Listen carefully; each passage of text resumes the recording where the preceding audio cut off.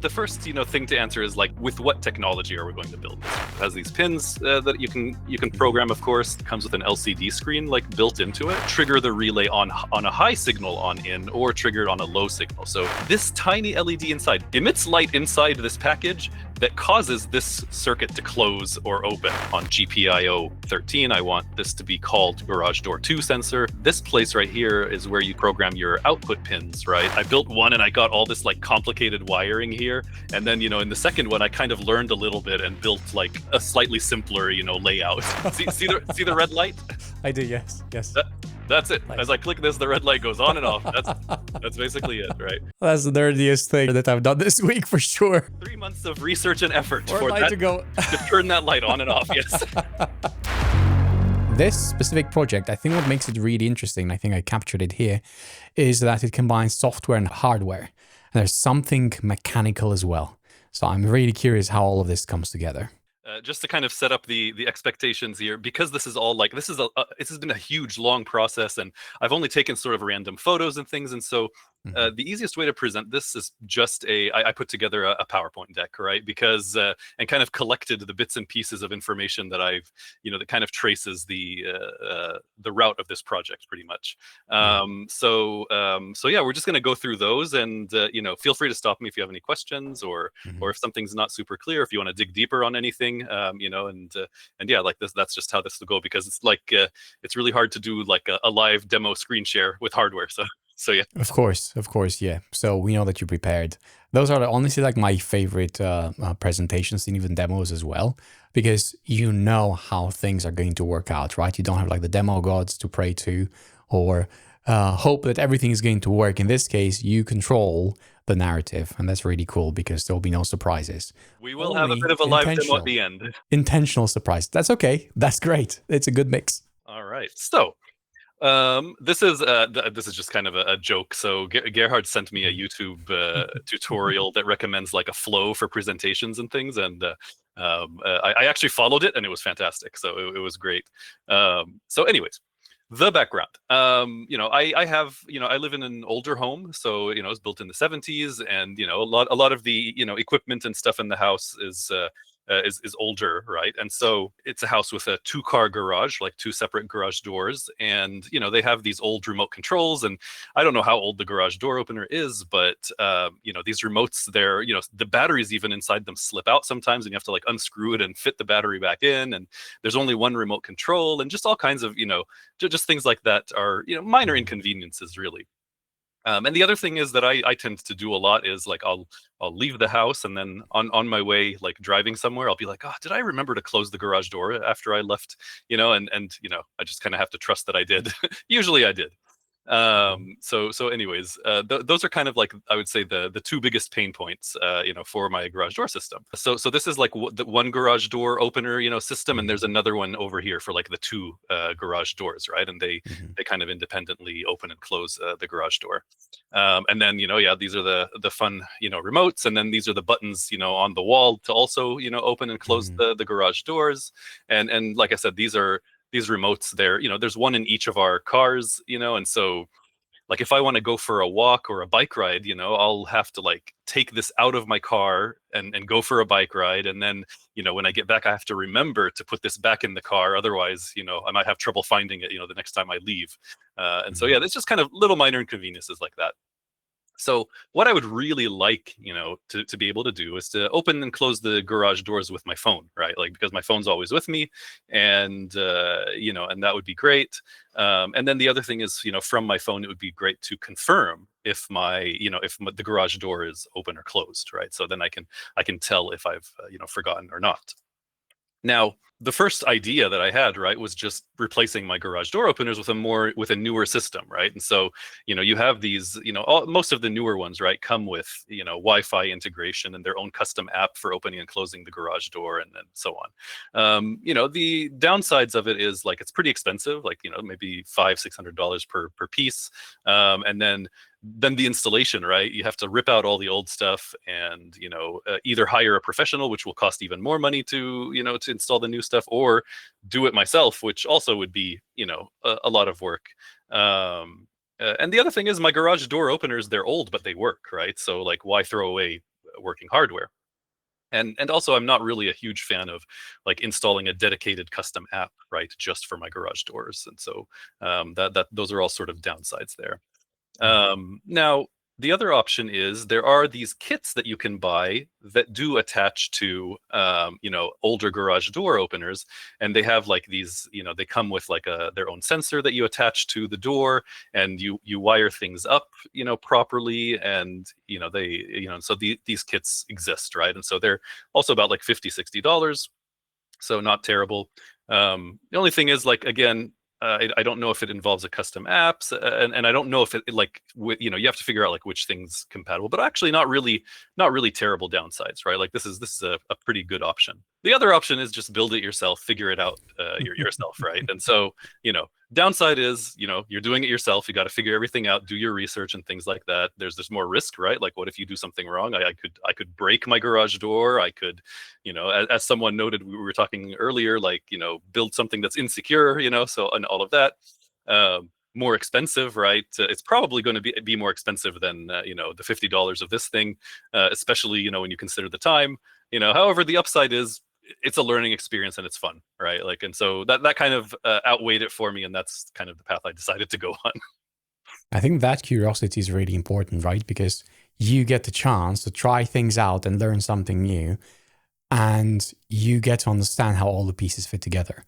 There's no proprietary app, there's no proprietary protocol. It's like open standards as much as possible, or at least like knowing you. I think that's what you would value, one of the things. And then if it's something that maybe you can get 2 or 3 of, they'll be compatible, easy to replace, easy to swap out. So at any point you get the redundancy. Not to mention that you already need 2 of each, right? So you need, like, because you have 2 doors. So Yeah. I would say at least 3 or 4, maybe. That's how I would build it if I had to do it myself. Yeah, totally. Yeah, and I mean that's kind of the thing. You end up with like so much spare parts when you follow this road. So Yeah, like that's an actual picture that you took, right? no, this was Yeah, I know. yeah, but yeah. I know. Actually, yeah, there are watermarks on these pictures. Yeah, that's fine. It's okay. Anyways, so yeah. The first thing to answer is like, how are we going to, with what technology are we going to build this, right? And the convenient thing is I'm already using a Home Assistant, which is an open source smart home software. I have it running on a Raspberry Pi, and I use it really just to control like some of the lights in my house, right? So this is already installed and running.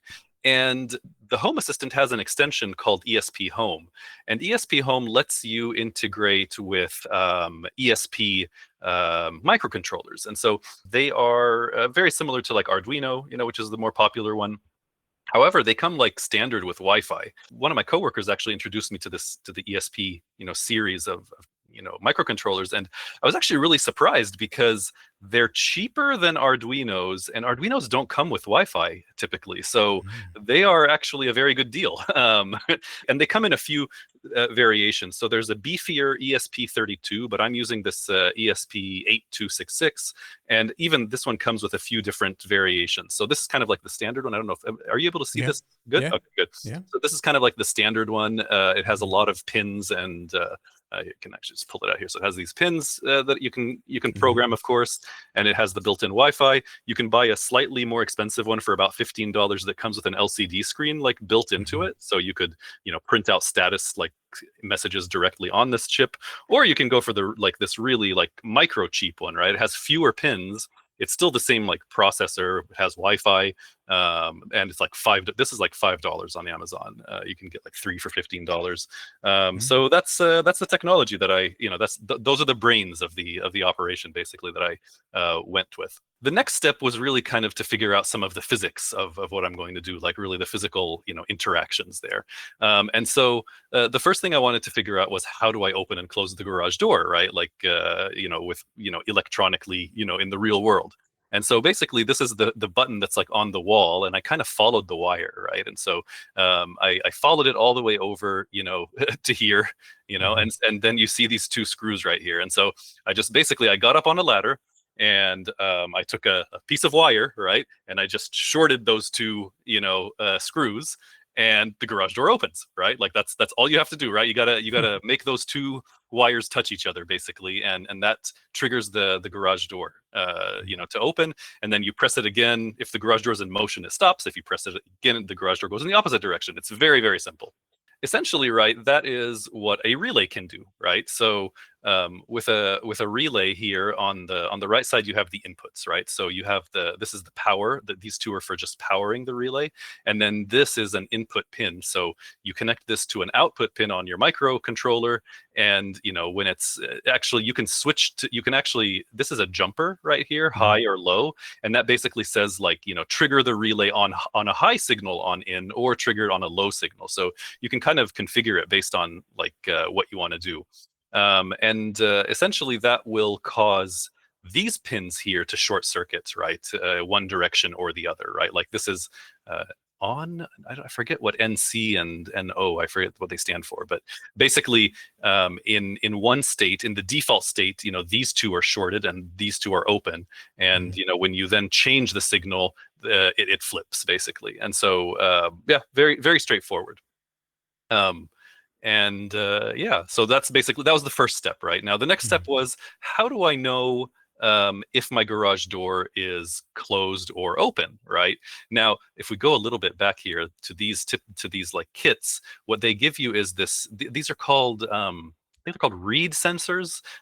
Essentially, there's this is a magnet, right? And you can imagine inside here, there's like basically a piece of metal that when the magnet gets close, it causes the metal to like snap shut, and it changes the signal basically. It causes the signal to go over this wire. And so again, this is like for most of these kits, they don't bother trying to like reuse the sensors that are on the garage door. They just make you wire a new sensor onto your garage door to figure out if the garage door is open or closed. I wanted to do it the hard way and figure out how to know if the garage door is open or with the sensors that already exist. And so again, I think in some ways it's kind of a good thing that I have an old garage door opener, because I think the newer ones have much more complicated sensors that might be harder to, decipher. But this is all my garage doors have. It's this little like lever, right? And when this lever is pushed, there's like an 8-volt voltage on this wire, and when the garage door opens and this lever comes back down, there's 0 volts on here. So that's it. Like that's all I need. So I basically need to tap into this wire and monitor it, right, to know if my garage door is open or closed. And the garage door actually has 2 sensors here. So it has one at the end position when the garage door is in the closed position, and it has another sensor when the garage door is fully open. And that's basically how the garage door system knows when to stop the motor, right? Like when you reach that sensor, you cut off the motor because you've reached like the end of the rail essentially. And so maybe also a note, like a lot of what I did, this whole time, like researching how to build this, were like, chat GPT, Copilot discussions, and questions, right? So I had never heard of an optocoupler before. What they basically do is they allow two, let's say one circuit to affect another circuit without having direct without direct contact, right? So the challenge here is the microcontroller, the ESP8, uses 3.3 volt standard, right? But this has an 8-volt, signal on it, and so you don't want to directly connect to the 2 circuits, right? It can be risky. And what an optocoupler does is when there is like voltage on its input, this chip right here, there's actually an LED, like a tiny LED inside this chip. And so when there's voltage here, this tiny LED inside, not this LED, this LED just tells you if it's powered on, but there's a micro LED inside this chip, as far as I've understood, and it emits light inside this package that causes this circuit to close or open, right? Like basically this side and this side of the circuit are isolated. And they only through photons do they affect each other. It's pretty interesting. But anyways, again, you put from the side of the microcontroller, you put like your power, you put your ground, and then this output signal, you put it into an input pin on the microcontroller, and then your microcontroller will get like a high or low signal, depending on what's happening on the input side of this chip. Once I figured out those two things, I basically did a bit of experimentation without a microcontroller, right? So I took a breadboard and just a constant power supply here. And so I don't have photos of my actual setup like that I was doing. So I just kind of, but I found some old photos of like other random things. So this circuit right here, for example, I actually built it for my son to play with. So he just kind of got a kick out of, pressing a button and seeing the different lights of different colors coming on. But basically, same process. I bought an optocoupler, I bought a relay, and I, hooked them up to this power supply and experimented with different voltages on each one. And then with a multimeter, basically, I measured, the outputs and kind of just confirmed that they do what I expect them to do. The next step I did after kind of confirming this was the actual microcontroller. So, I installed ESPHome on on my Home Assistant installation. So I just added that extension. And the first thing you need to do is basically just initialize your microcontroller. So the microcontroller is kind of a blank slate. It's not programmed. And the first time you do this, you go over here to this menu and you actually want to plug your microcontroller into your computer. So it's just by standard USB, you plug it in. And through the browser, actually, so you don't even have to install any special software. You'll basically give your microcontroller a name. I named it Garage Door Opener. You'll need to give it your Wi-Fi credentials, right? So it can get onto the Wi-Fi system, your Wi-Fi, and so that will generate basically it'll build a package, an image, that goes onto your microcontroller, and then through this like plug into the computer over USB, it will program the microcontroller. And if that all works, right, you power on your microcontroller, it connects to Wi-Fi, and then through Wi-Fi it connects to your Home Assistant system. So I guess the other piece of credentials, right, that your microcontroller is going to get is the permissions and certificates or whatever to actually connect to ESPHome, right? Now, once you get this done, everything else is basically YAML programming. So this section, for example, programs the pins that I want to sense whether the garage door is open or closed. And so you just have these parameters that you put in and you say, okay, on GPIO 13, I want this to be called garage door 2 sensor.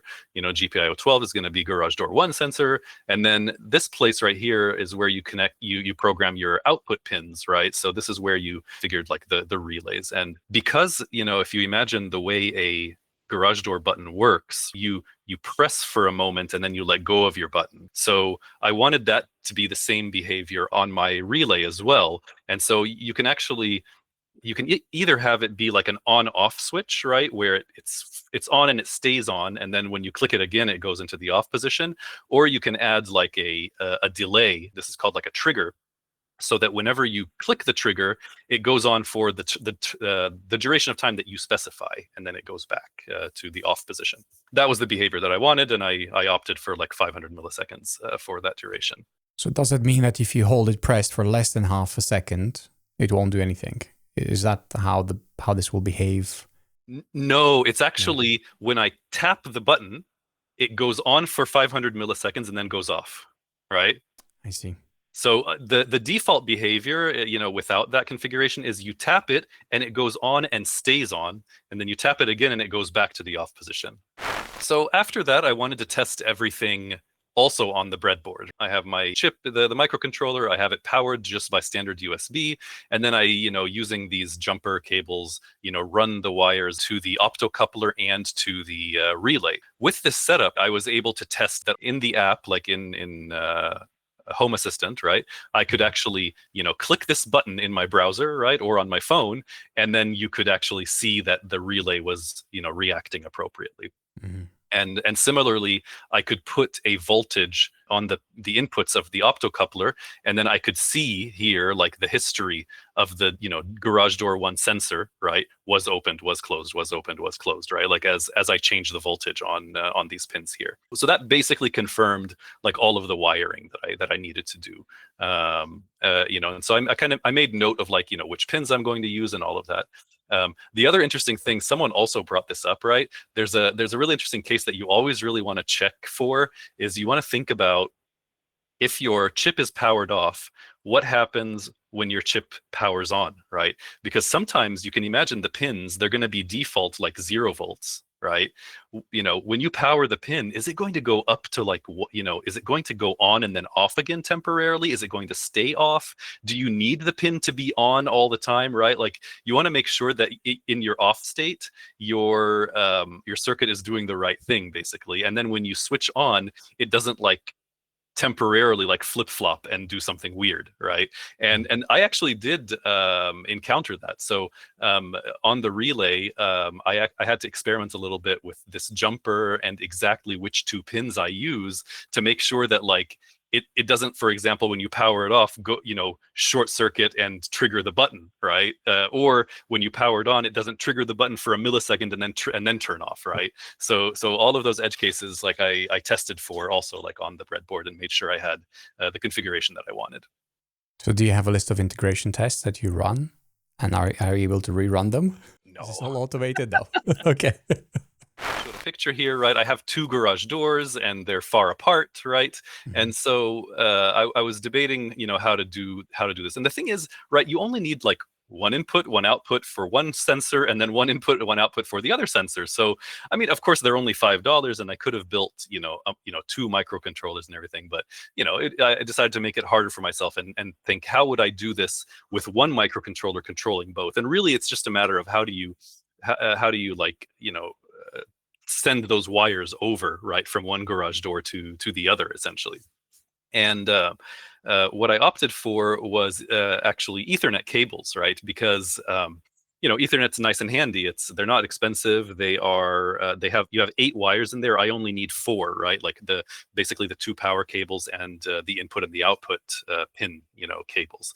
So I'll only be using like half of the wires, that Ethernet offers, but that kind of gives me room to expand if I need to.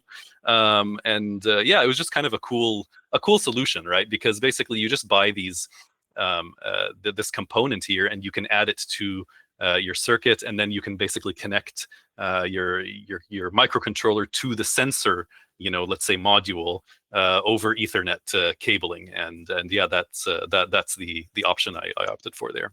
Then the question is like, how do you make this permanent? They're these basically like green boards. They have a little bit of metal on them, and essentially your chips, it's really cool. They all have a standard like spacing between their pins, and so it literally just fits right into it, right? Mm-hmm. And so the way you basically put your components on here, and then you solder them on, and you can run wires between your pins as you need. The only challenge here, or actually what I will mention here, is you'll notice that this is the relay board, for example, that I'm using, the relay module, right? It has a jumper pin here up and down, and it has like other components here like resistors and things like that. Now, in theory, I could have just bought this blue box right here. Like this is a very standard component. It's very cheap, right? And I could have just bought this. But when you buy one of these, you then have to make sure you have all of the wiring correctly. There's all kinds of things you have to be careful about to make sure that like it doesn't like pull too much power. You don't have short circuits. There's all these like there's like pull up resistors, pull down resistors, and like I have a kind of an understanding of it, but not a super great understanding of it. And the nice thing about buying like a module like this is it already has like the resistors on there. It has a bit of like configuration through these jumpers that you can do like to switch things over. So it kind of keeps things safe for you. Now, the only thing is these come with these screw-on headers here, right? And that's not really going to work for my perf board, right? And so what I had to do here is I had to de-solder these these 2 blue pieces, right? Like I got my soldering iron and I melted the connections to the board and pulled these off so that I could then replace them with these headers here, right? And so you can actually see in one of my previous pictures that work that I did here, right? So this is I basically like melted these off and pulled them off so that I could then attach these pins here in the place of that, so that then it goes onto a perf board or a breadboard, right? So breadboards also use the same spacing, and so you can also just slip them onto the breadboard if you'd want to do it that way too. Actually, yeah. So these already had the pins on here, and they were just attached to the breadboard that way. So yeah, then I spent I don't even remember how much time I spent, experimenting, with the soldering. It's really a delicate process, and I gotta say, I do feel like I'm better at it than when I was trying to do the same thing in college. I don't know if I have calmer hands now or something, but it wasn't as bad as I remember it being, but it was still, tedious and Mhm. took a lot of work. And, figuring out like how to run where you want to run your wires and making sure that, wires don't short circuit each other and things like that. It was pretty annoying. I'd say probably the most annoying thing are the pins on these RJ45, ports. They're so close together, and so you got to be really careful that you don't accidentally like get, for example, these two pins connected or something like that. And then the same thing for the other two modules, right? So there, as I was saying, I built two of these, and the funny thing is, like, I built one and I got all this like complicated wiring here, and then in the second one I kind of learned a little bit and built like a slightly simpler layout that Yeah. wasn't as horrible to to do. Yeah. uh, yeah, and so yeah, that was that. That reminds me of my network cabinet that needs sorting out, the one on the right. Wires, which are just going in all directions, and thinking, why? Why is like that a wire on top of the other wire, which is on top of another wire? But yeah, I know what you mean. Like when you build these things, the first time is always the hardest. Yeah. But that's progress. I cannot even imagine the third one, what it would look like if you had another go. Would you consider, I know, maybe, I mean, for me, if I would have the one on the right, the one which has the messy wires, I would just unsolder the wires and do it all over again, because the one on the left is beautiful. No, too much work. No, actually, what I would do in this case is throw this one away and just do it again, like, right? Mhm. Because it's really not worth the effort. If you think about these components, they're like $2 each, and it's like going through like unattached. Like it's really, it's and like I'd have to be careful not to damage anything too. So Mhm. I would probably, and that's probably what I should do, is just throw it out, and I could just do Yeah. it again. However, these two components actually work, so That's that's what matters. yeah. Does it work? That's the only thing that matters, really. Yeah, yeah.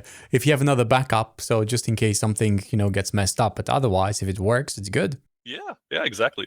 Mm. Um, Funny thing, like you just like when I ordered, for example, the optocouplers, they come stuck to each other, like all five of them, Mm. and you actually Mhm. just break them off. Like it's really Yeah. yeah, these standards are really interesting, like just the different things you Mhm. encounter.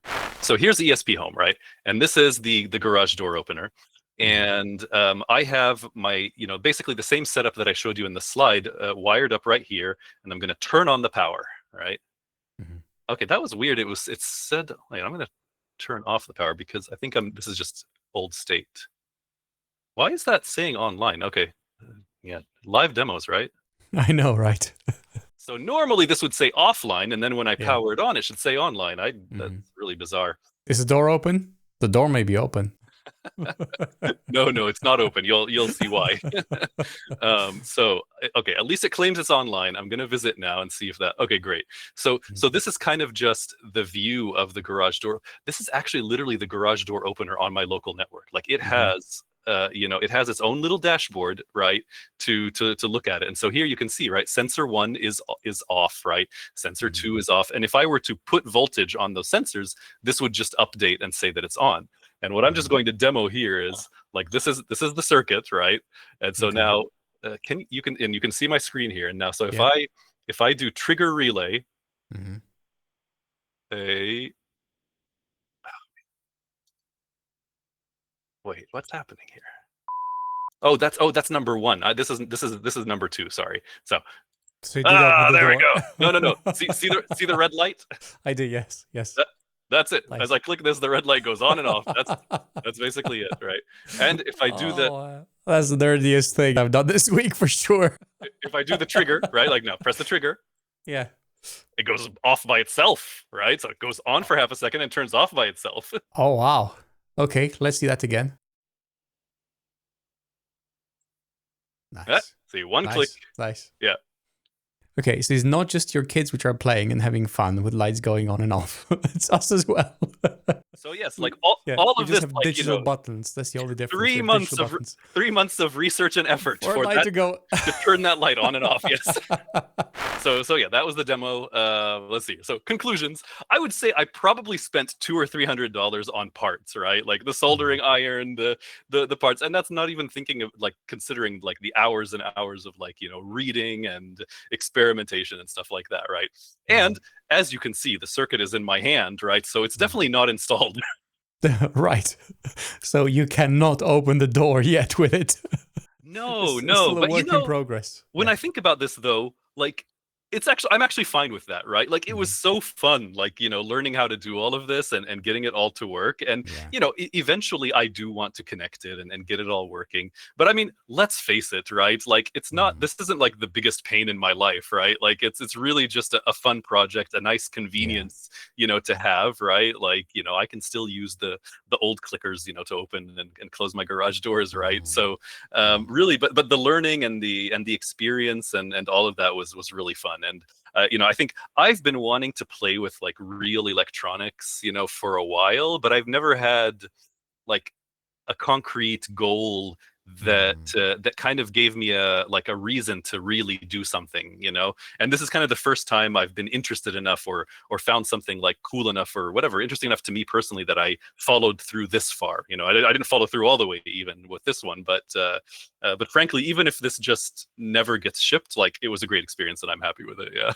It didn't matter how much it cost or how long it took, because I did it from start to finish and I've learned so much.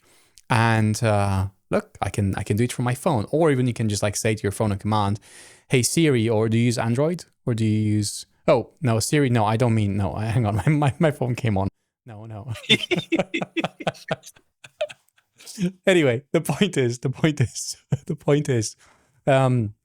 you get to tell a great story, which is like what happened now, but also you get to know that, hey, if I can do this, what else can I do? Yeah, absolutely. Yeah. Sticking with something, even though like you have a job, you have kids, family, there's like all these like pressures on your time and demands on your time, you're able to build something really cool, and it's something different than what you do in your day to day. I think that's what makes this really interesting. Okay.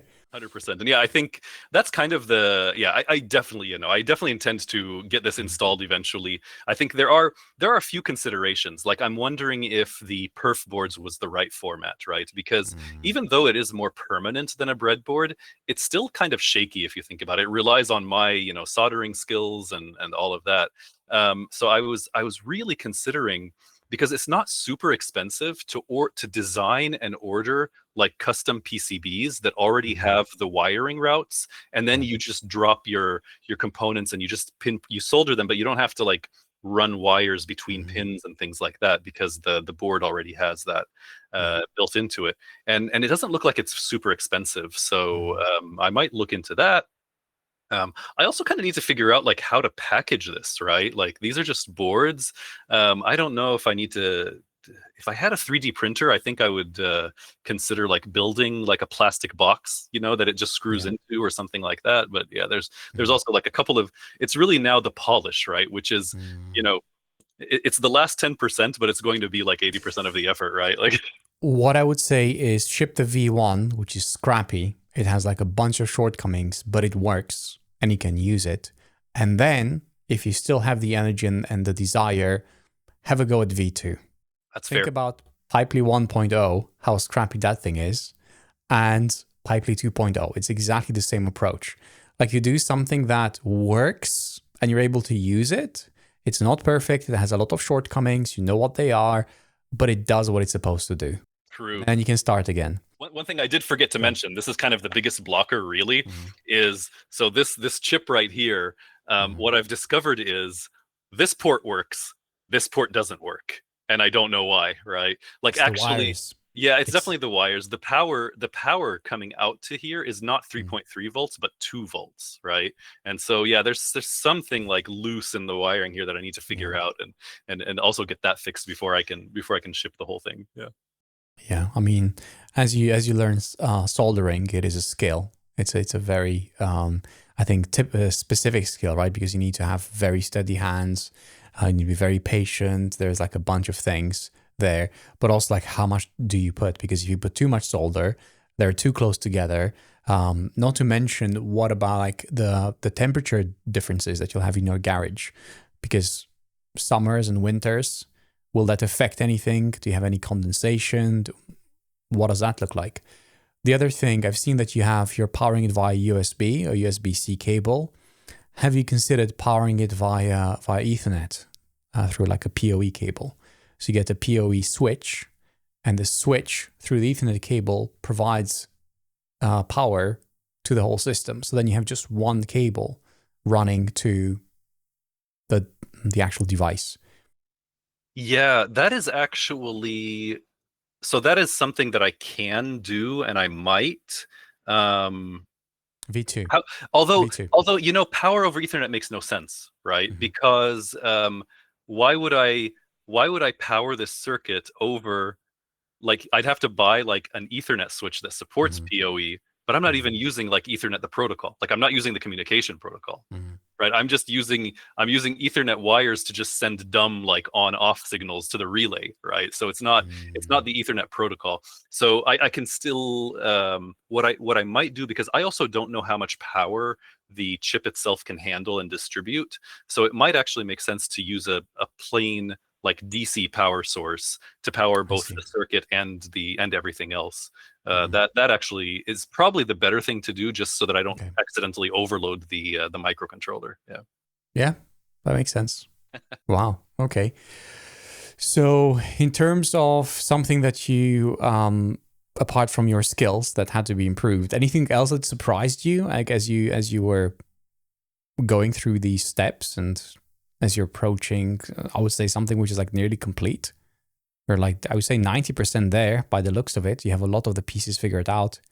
I would because the most interesting stuff always happens in the 10%. It will. And Yeah, you're right. And again, we just recorded yesterday the Kaizen 21, so that'll be worth a listen. The last 10%, how interesting it was, and most of it happened after Denver, after we got together. So what I'm thinking is you will have a similar experience in that things that you think will work, and as I mentioned, like temperature, will temperature have an impact on what you've built on the system.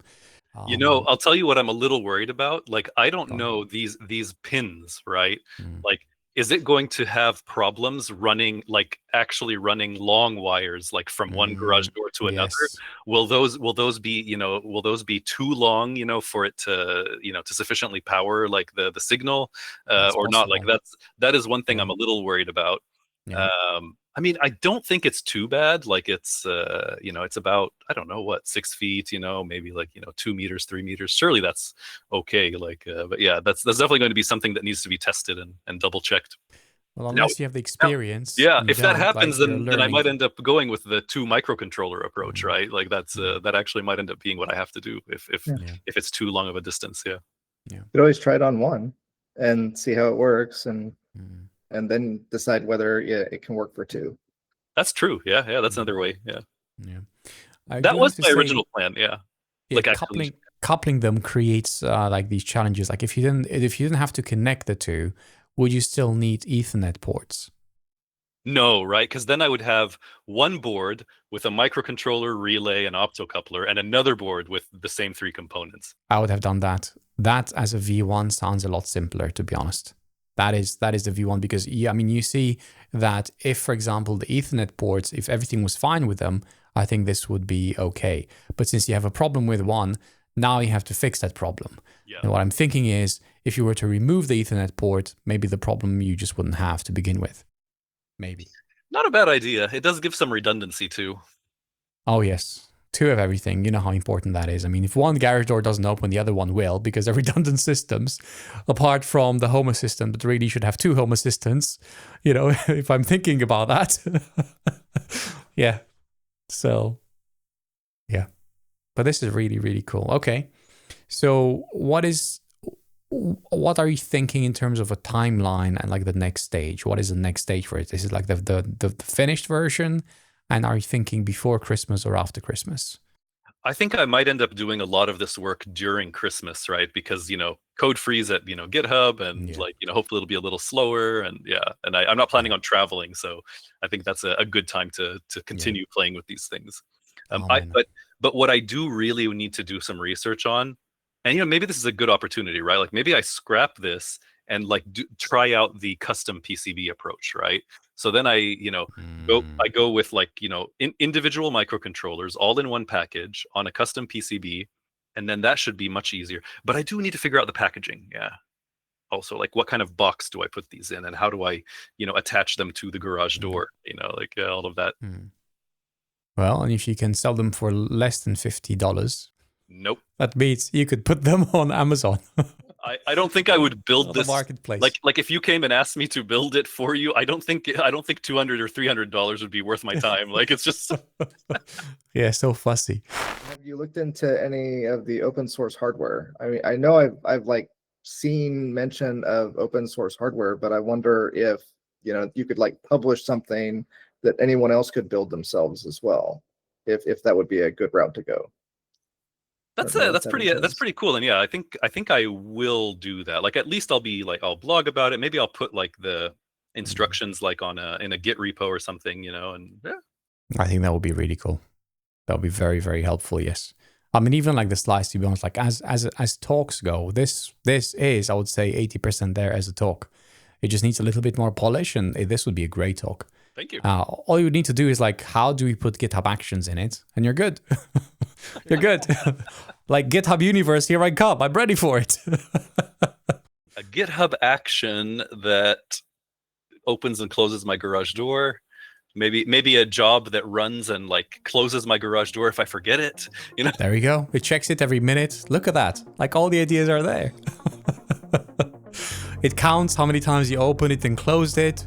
It counts like, which door is used more than the other door, and say, hey, you have to rebalance. This door was opened 100 times, this only 50. You have a problem in the making. You're weakening the mechanism. Also something that, for example, could send you notifications like, hey, you have to oil this door. It has been opened and closed 100 times. You need to service it. Yeah. Look at that. All right, I know that you have to go, Nabeel. This was great fun. Thank you very much. And if anyone else wants to stick around, we can stick for a few more minutes. But otherwise, know that, Nabeel, I don't want you to be late to your meeting. Yeah, no worries. Perfect. Yeah. Time worked out great. Yeah. Yeah. All right. Great. Yeah, it was fun. Pays off.